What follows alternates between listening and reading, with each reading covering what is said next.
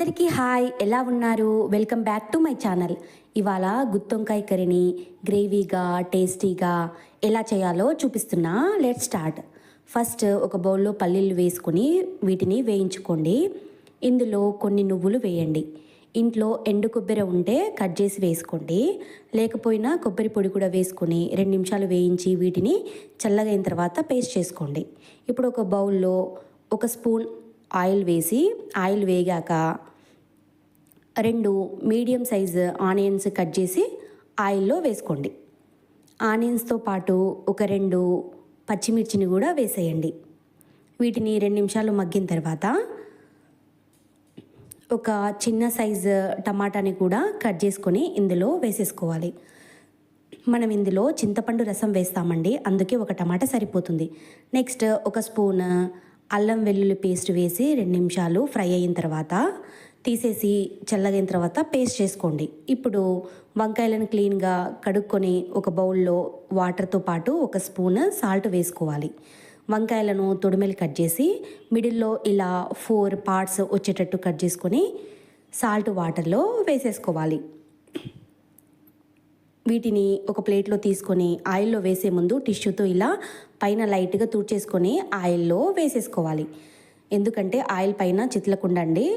ఇలా వేసాక 75% కుక్ అయ్యే వరకు ఫ్రై చేసుకోండి. వీటిని ప్లేట్లో తీసుకొని పక్కన పెట్టుకున్న తర్వాత ఇప్పుడు కర్రీ కోసం ఒక బౌల్ తీసుకొని అందులో 3 స్పూన్స్ ఆయిల్ వేసుకోవాలి. ఆయిల్ కొంచెం వేడైన తర్వాత ఆవాలు వేసుకోండి. 2 బిర్యానీ ఆకులు కూడా వేసుకోండి.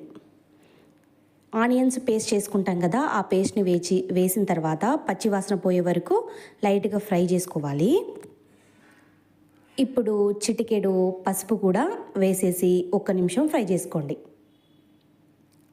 ఫ్రై అయిన తర్వాత కారం పొడి వేసుకోండి. నేను ఇక్కడ 3 స్పూన్ల కారం పొడి వేస్తున్నా. మీకు కారం కొంచెం ఎక్కువ కావాలనుకుంటే చూసి వేసుకోండి. ఇది కూడా ఫ్రై అయిన తర్వాత పల్లి నువ్వుల పొడి పేస్ట్ చేసుకుంటాం కదా, అది కూడా వేసేసి పచ్చి వాసన పోయే వరకు లైట్గా ఫ్రై చేసుకోవాలి.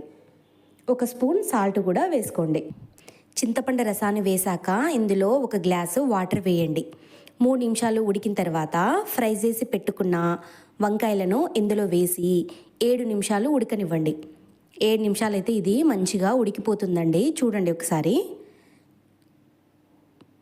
ఇలా ఉడికిపోతుంది. 7 నిమిషాలు అయితే సరిపోతుంది. తర్వాత ఇందులో కొద్దిగా గరం మసాలా, ధనియాల పొడి వేసేసి ఒక్కసారి కలుపుకోండి. కలుపుకున్న తర్వాత మూత పెట్టి ఒక 2 నిమిషాలు ఉడకనివ్వాలి. ఇది మంచిగా ఇలా ఉడికిపోతుందండి. ఇప్పుడు కట్ చేసి పెట్టుకున్న కొత్తిమీర వేసేయాలి. కొత్తిమీర వేసాక ఒకసారి కలుపుకొని 2 నిమిషాలు ఉడకనిస్తే మన గుత్తొంకాయ కర్రీ ఎంతో టేస్టీగా అయిపోతుందండి. ఇలా సింపుల్గా చేసుకోవచ్చు. చూడండి ఎంత బాగా వచ్చిందో కదా. ఒకసారి మీరు తప్పకుండా చేసి ట్రై చేయండి. మీకు వీడియో నచ్చితే లైక్ చేయండి. Please subscribe. Thank you for watching.